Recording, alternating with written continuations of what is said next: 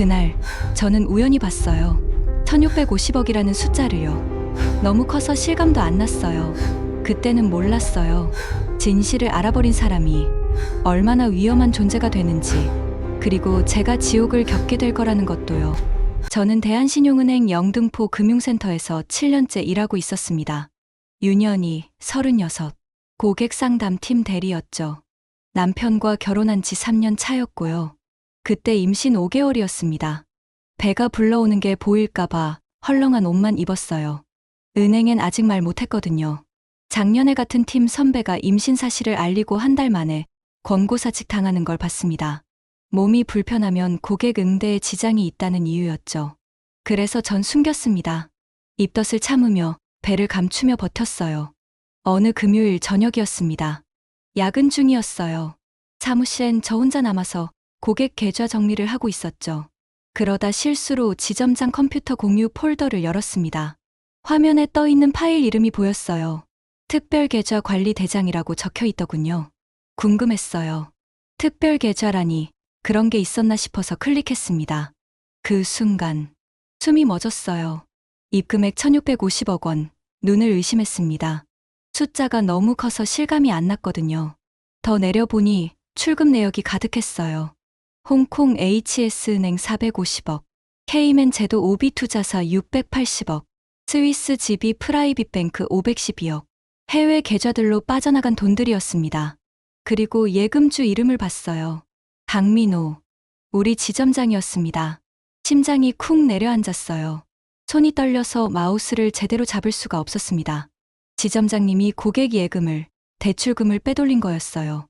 횡령이었죠. 머릿속이 하얘졌습니다. 당장 위에 보고해야 하나, 아니면 모른 척해야 하나. 며칠 밤을 뒤척이며 고민했어요. 그러다 생각했습니다. 한 번만 기회를 드리자고. 원상복구하시면 모른 척하자고요. 월요일 아침 지점장실 문을 두드렸어요. 조심스럽게 말씀드렸습니다. 제가 실수로 파일을 봤다고. 원상복구하시면 아무한테도 말 안 하겠다고요. 지점장님 얼굴이 굳더니 차갑게 한마디 하셨어요. 입 조심해. 내 인생 망치고 싶지 않으면. 그 말이 위협처럼 들렸습니다. 그날 오후부터 제 지옥이 시작됐어요. 다음 날부터 모든 게 달라졌습니다. 조회 시간마다 지점장은 전 직원 앞에서 저를 질책하기 시작했어요. 보고가 엉망이라고, 고객 응대가 형편없다고, 인사 조치 들어간다고요. 거짓말이었지만 아무도 제 편을 들지 않았습니다. 점심시간엔 사람들이 제 옆자리를 피했어요. 같은 팀 직원들도 슬그머니 자리를 옮겼죠. 혼자 밥을 먹으며 옆 테이블에서 수근거리는 소리를 들었습니다. 연희 대리 요즘 왜 저래? 지점장님한테 찍힌 거 아냐? 뭔가 잘못했나 봐. 일주일쯤 지났을 때였어요. 아침에 출근해서 제 책상 서랍을 열었습니다. 죽은 쥐가 들어 있었어요. 비명을 지르자 사람들이 모여들었지만 다들 대수롭지 않게 넘겼어요. 건물이 오래돼서 그렇다고, 책상 관리를 제대로 못한 거 아니냐고요. 누가 일부러 넣은 거라는 걸 모두가 알면서도 아무도 제 편이 되어주지 않았습니다. 그날 밤 집에 돌아와서 남편한테 말했어요. 회사 그만두고 싶다고요. 남편은 제 손을 잡으며 조금만 더 버티라고, 자기가 더 벌겠다고 했습니다. 근데 저는 알고 있었어요. 남편 월급만으론 아이를 낳고 키우기 힘들다는 걸요. 그래서 버텼습니다. 2주 뒤 지점장이 저를 불렀어요. 지하 서류 보관실 정리를 시켰습니다. 어두컴컴하고 사람이 없는 곳이었죠. 오래된 서류 상자를 옮기고 있는데 뒤에서 발소리가 들렸어요. 지점장이었습니다. 갑자기 제 팔을 확 잡더니 벽으로 밀었어요. 그리고 주먹이 날아왔습니다. 허벅지를 세게 쳤어요. 너무 아팠습니다. 숨이 막혔죠. 지점장은 옷으로 안 보이는 곳만 골라서 때렸어요. 허벅지, 옆구리, 목덜미. 다음엔 배다. 알아들었나? 온몸이 얼어붙었어요. 아기가 걱정됐습니다. 그러고는 유유히 나가버렸죠. 전 그 자리에 주저앉았어요. 그게 시작이었습니다. 일주일에 2~3번. 서류 정리, 재고 확인 같은 핑계로 지하로 불려갔어요. 그때마다 맞았습니다. 옷으로 가려지는 곳만 골라서요. 집에 가면 남편이 물었어요. 목에 멍 들었다고요. 전 문에 부딪혔다고 거짓말했습니다. 설마 회사에서 맞았을 거라곤 남편도 상상 못했을 거예요. 한 달을 그렇게 버텼습니다. 어느 날 저녁, 집에 와서 옷을 갈아입다가 거울을 봤어요. 제 몸은 멍투성이었습니다. 허벅지, 팔, 옆구리, 목, 파랗고 보랏빛으로 물들어 있었죠. 그 모습을 보자 눈물이 터졌어요. 더 이상 참을 수가 없었습니다. 그날 밤, 남편한테 모든 걸 털어놨어요. 1650억 횡령 이야기를, 지점장이 절 위협하고 때린 이야기를, 매일 지옥 같은 하루를 보내고 있다는 걸요. 남편은 벌떡 일어나서 당장 신고하자고 했습니다. 근데 전 고개를 저었어요. 증거도 없고 지점장은 인맥도 넓은 사람이라 제가 더 다칠 거라고요. 그날 밤 남편이 조용히 말했습니다. 아버지한테 말씀드려보자. 시아버님은 개인 병원을 하시는 의사셨어요. 대한의사협회 서울지부 부회장을 맡고 계셨죠. 사실 저는 시아버님이 좀 무서웠어요. 말수도 적으시고 늘 근엄하셨거든요. 근데 그때는 정말 누군가라도 도와줬으면 하는 심정이었습니다. 그 주말, 시댁에 갔습니다. 시아버님과 시어머님 앞에 앉아서 옷을 걷어 올렸어요. 허벅지에 보랏빛 멍, 옆구리에 파란 멍, 목덜미에 손가락 자국. 시어머님은 손으로 입을 막으셨고 시아버님은 아무 말씀도 없으셨어요. 다만 턱을 떨고 계셨습니다. 한참 후에 시아버님이 입을 여셨어요. 목소리는 차갑고 낮았습니다. 이름이 뭐야? 그 사람. 강민호라고, 대한신용은행 영등포 금융센터 지점장이라고 말씀드렸어요. 1650억을 횡령했다고. 제가 우연히 파일을 받고 그 사실을 알고 나서부터 이렇게 됐다고요. 더 말하려는데 목이 메었습니다. 시아버님은 천천히 고개를 끄덕이시더니 말씀하셨어요. 내일부터 출근하지 마. 병가 내고 집에서 아기 건강만 챙겨 나한테 맡겨. 그 말씀에 묘한 확신이 느껴졌어요.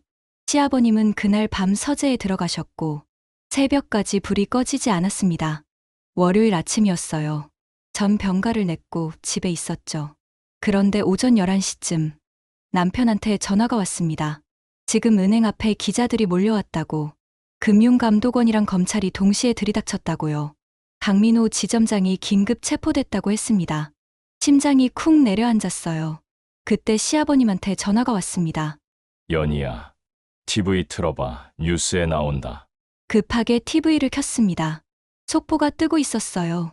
대한신용은행 지점장 1650억 원 횡령 혐의 긴급 체포. 고객 예금과 대출금을 해외 계좌로 빼돌렸다는 내용이었죠.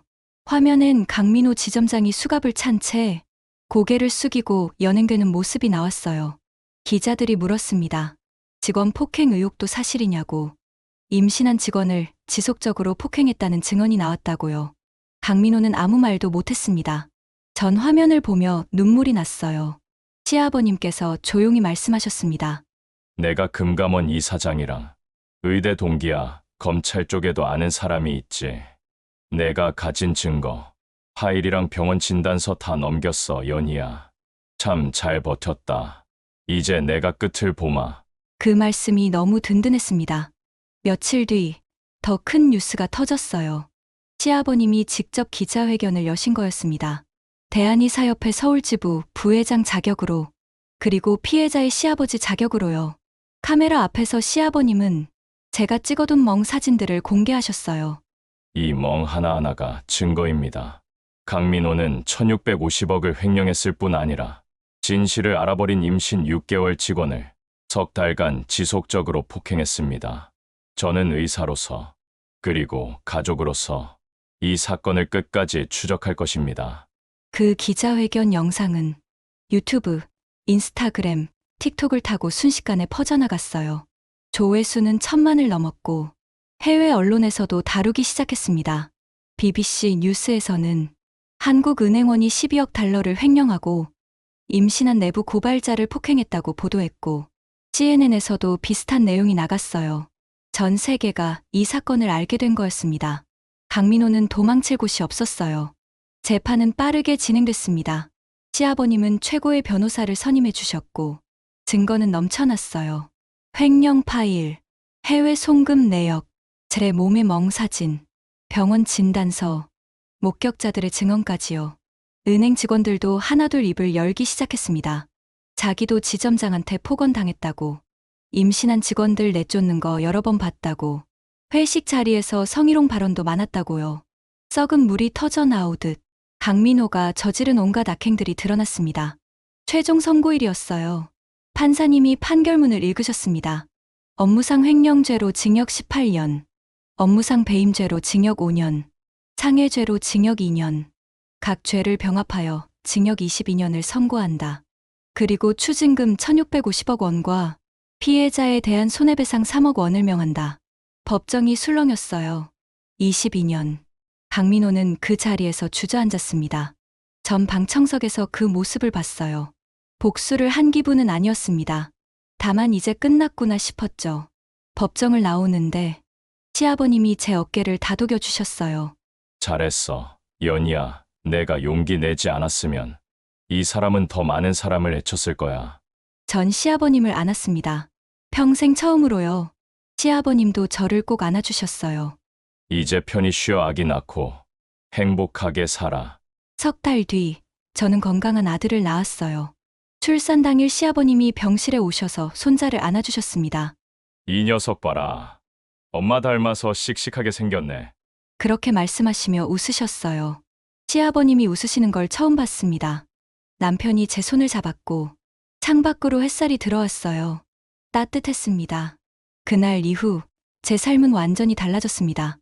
은행은 다니지 않았지만 여러 곳에서 강연 요청이 들어왔어요. 직장 내 폭력과 부정부패에 맞서는 법, 임신 차별을 이겨낸 이야기 같은 주제였죠. 처음엔 떨렸지만 점점 익숙해졌습니다. 제 이야기가 누군가에게 용기가 될 수 있다는 게 뿌듯했거든요. 1년 뒤, 저는 작은 상담센터를 열었습니다. 이름은 정의의 목소리였어요. 직장 내 괴롭힘, 횡령 제보, 임신 차별을 겪은 사람들에게 무료 법률 상담과 심리 지원을 해주는 곳이었죠. 시아버님이 초기 자금을 대주셨습니다. 내가 겪은 일을 다른 사람들은 겪지 않도록 해라. 어느 날 오후 전화가 울렸습니다. 떨리는 목소리로 누군가 물었어요. 거기 혹시 상담 가능하냐고요. 천천히 말씀하시라고 했습니다. 그분은 회사에서 횡령을 발견했는데 말하면 자기가 잘릴까 봐 무섭다고 했어요. 제 가슴이 뛰었습니다. 예전에 제 모습 같았거든요. 괜찮다고, 혼자가 아니라고, 제가 도와드리겠다고 말했습니다. 전화를 끊고 나서 한참을 앉아 있었어요. 아이가 옆에서 블록을 쌓고 놀고 있었고 창밖으론 따뜻한 봄 햇살이 들어왔습니다. 문득 생각했어요. 그날 지하 보관실에서 맞으면서도 버텼던 순간들이, 시아버님이 제 편이 되어주셨던 순간이, 법정에서 정의가 승리했던 순간이 모두 지금 이 순간을 위한 것이었다고요. 저는 이제 누군가의 든든한 편이 되어 있습니다. 떨리는 목소리를 받아주고 그 사람이 혼자가 아니라고 말해주는 사람이요.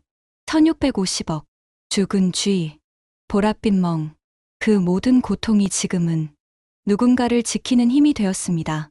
진실은 숨겨지지 않습니다. 악은 반드시 대가를 치릅니다. 그리고 용기를 낸 사람은 혼자가 아닙니다. 지금도 어딘가에서 부당함에 맞서고 있을 누군가에게 말하고 싶어요. 버티세요. 당신 편이 되어줄 사람이 반드시 나타날 겁니다. 저처럼요. 이 사연은 한 사람의 용기에서 시작됐지만 한 가족의 사랑으로 완성됐습니다. 그리고 그 용기는 지금 또 다른 누군가의 삶을 바꾸고 있습니다.